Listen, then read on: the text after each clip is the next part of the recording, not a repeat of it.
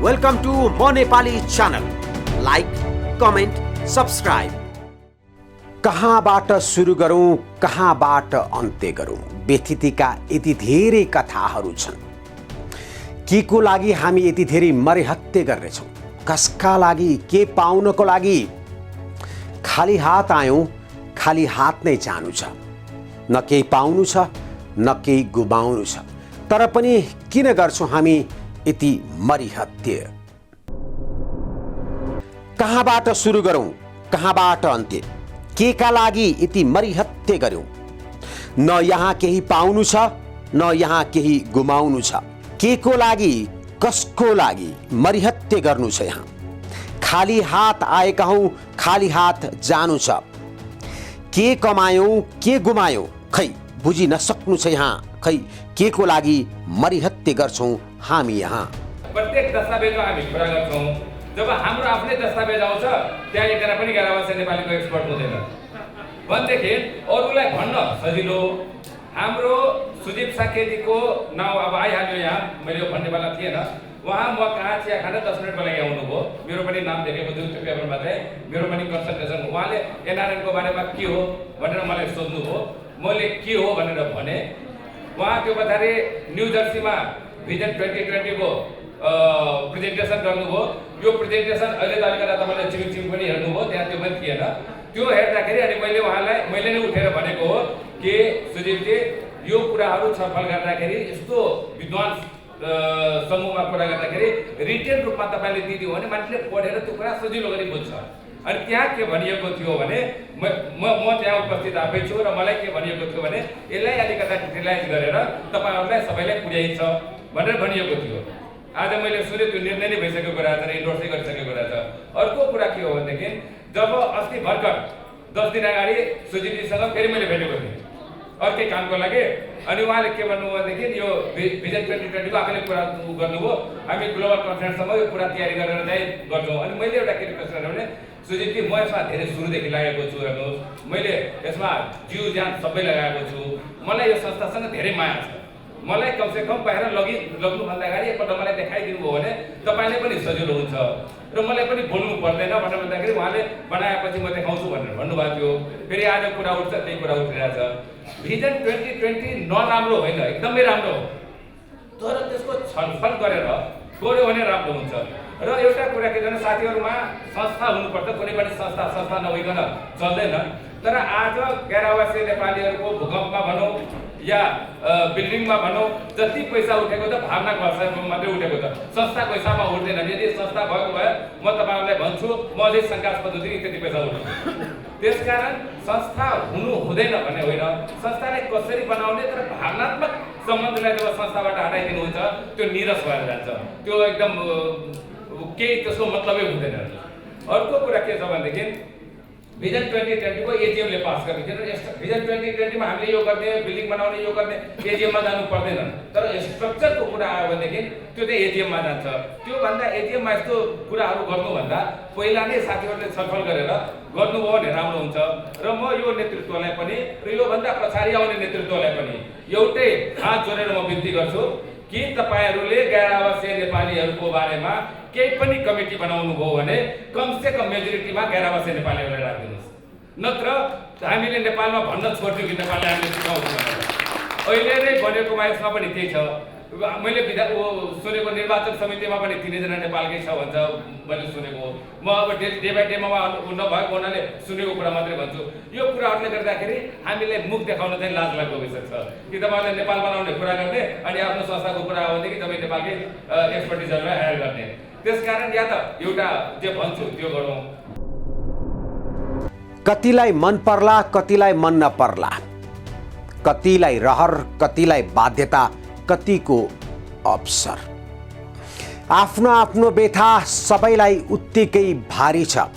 कुन रहर, कुन बाध्यता या कुन अवसर, सबैको कथा उस्तै छ, बाध्यता उस्तै छ।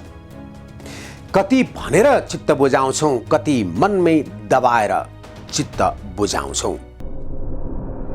बाध्यता, रहर वा अवसर जे जस्तो भए पनि आफ्नो देश छोडेर परको देशमा जानु आफ्नै पीडा हो। यही पीडालाई शक्तिको रूपमा रूपान्तरण गर्न सन् 2003 मा बेलायतको सहरमा संसारभरि छरिएर रहेका नेपालीहरूको साझा सञ्जाल एनआरएनए को सुरुवात भयो। परको देशमा आर्जन गरेको ज्ञान सिप धनलाई नेपालको विकासमा लगाउने, ताकि आफूले देखेको भोगेको जस्तै सुन्दर विकसित देश नेपाललाई हेर्ने सपना साकार पार्न। गैर नाफा गैर राजनीतिक संगठन गैर आवासीय नेपाली संघ संस्थालाई कसरी बलियो बनाउने, यी दुनियाँभरिको विवादहरूको कुरा छ। हामी कमजोर भयो भने यी सबै कुरा आउने हो। सिस्टम छैन हाम्रोमा, सिस्टमलाई हामीले स्ट्रङ बनाउन चाहेका छौँ। उद्देश्य यही हो, आफूले देखेको भोगेको जस्तै आफ्नो देशलाई पनि विकास गर्ने र देश छोड्नु परेको पीडालाई शक्तिमा रूपान्तरण गरेर देशको विकासमा सहभागी हुने, ताकि यही जुनीमा आफूले सोचेको जस्तो देश बनोस्, ताकि कुनै पनि नेपालीहरूले बाध्यताको कारणले नै परदेश जान नपरोस्। कति महान र कति पवित्र थियो विचार। अब प्रश्न उठिसक्यो के यो अझै पनि त्यही महान विचारमा केन्द्रित छौं? गत केही वर्षदेखि एनआरएनएमा बलियो बन्दै गएको एकल समूहको एकल नियन्त्रणले हामी जुन महान उद्देश्यले एउटै सञ्जालमा जोडिएका थियौं, आज यही सञ्जाल कसैको लागि धनी हुन, नेपालको सत्तासँग नजिक भएर व्यक्तिगत फाइदा लिनलाई मात्र भयो। के हामीले यही एकल समूहलाई धनी हुन, बलियो हुनलाई एउटै सञ्जालमा समाहित भएका हौं र? डाक्टर उपेन्द्र महतोजी कहाँ हुनुहुन्छ? किन मौन हुनुहुन्छ? किन तपाईले हामीलाई यसै एकल समूहको फाइदाको लागि मिठा आदर्शवादी भाषण दिएर हाम्रो भावनालाई एकल समूहको लागि प्रयोग गर्नुभएको हो? हामी बाहिर बसेर कुनै कुरा राम्ररी गर्न सक्दैनौँ, किनभने हामी सधैँ एउटै कुराको चिन्तामा अल्झिरहेका छौँ, आफ्नो देश कसरी बनाउने। अब देश बनाउने कुरा जहाँ गर्छौँ अवश्य पनि राजनीतिक कुराहरू आइहाल्छ, तर राजनीतिज्ञहरूको गल्ती छैन। उहाँहरूले राजनीति गर्नको लागि राजनीति गर्नु भएको छ र हामी देश बनाउन गएर अवश्य नेपाली भएका छौँ। संस्थापक अध्यक्ष डाक्टर उपेन्द्र महतोजी कहाँ हुनुहुन्छ अहिले तपाईँ? के तपाईले मिठो आदर्शवादी भाषण दिएर हाम्रो मन पगालेर हाम्रो आँखाबाट आँसु झारेर यिनै एकल समूहलाई धनी र बलियो बनाउनको लागि प्रयोग गर्नुभएको हो? के हामीले यही एकल समूहलाई धनी बनाउन, व्यक्तिगत फाइदा दिलाउन, मनोमानी गराउनलाई एउटै सञ्जालमा समाहित भएका हौं? अबको केही दिनमा एनआरएनए 18 वर्ष पूरा गर्दैछ। लाखौं परको देशमा बस्न बाध्य नेपालीहरू मुलुकको लागि जोडिएका छन्। संस्थापकज्यू, म जस्तो केही नभएको, केही गर्न नसक्नेले अन्तिममा भन्न सक्ने यही हो, पाप लाग्छ तपाईलाई। तपाईले गरेका सामाजिक कार्यहरू सबै देखावटी मात्र भयो। म जस्ता धन ज्ञान सिप नभएकाहरूलाई तपाईले झुक्क्याउनु भयो। हामी आफै एक्लै केही गर्न नसकेर तपाईले देखाउनु भएको सपनामा विश्वास गरेर 18 वर्ष एकल समूहको फाइदाको लागि हामीलाई प्रयोग गर्नुभयो। तपाईलाई पाप लाग्छ, म र म जस्ता केही नभएका, केही गर्न नसक्नेले भन्ने यही हो। यदि मैले भनेको कुरा गलत हो भने हामीलाई प्रमाणित गरिदिनुस्। हामी यो कुरा गलत भएकै हेर्न, सुन्न र देख्न अनि भोग्न चाहन्छौँ। जसरी तपाईले सुरुवाती दिनमा आदर्शवादी र भावनात्मक रूपमा भाषण गरेर हामी जस्ताहरूलाई एकत्रित बनाउनु भयो, आज त्यो एकत्रित भएको त्यो सञ्जाल एकल नियन्त्रण गरिरहेको एउटै समूहलाई धनी बनाउन र बलियो बनाउन बाहेक अरू धेरै उपलब्धि भएन। संस्थापक अध्यक्षज्यू, अब तपाईले आएर बोल्नु पर्ने बेला भयो कि तपाईले साँच्चीकै उहाँहरूको फाइदाको लागि हाम्रो भावनासँग खेल्नु भएको हो? सायद बिर्सिनु भयो होला, सुरुवाती दिनमा तपाईलाई एकजनाले बेल्जियममा जुत्ता हान्छु भन्दा मैले त्यसको कसरी प्रतिकार गरेका थिएँ।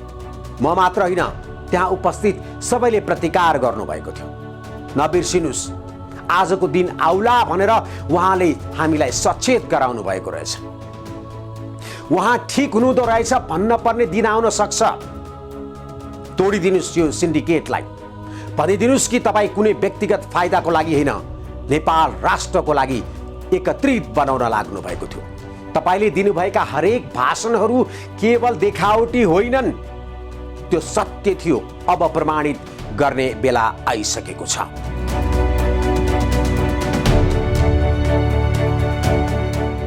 वेलकम टु म Nepali channel. Like, comment, subscribe.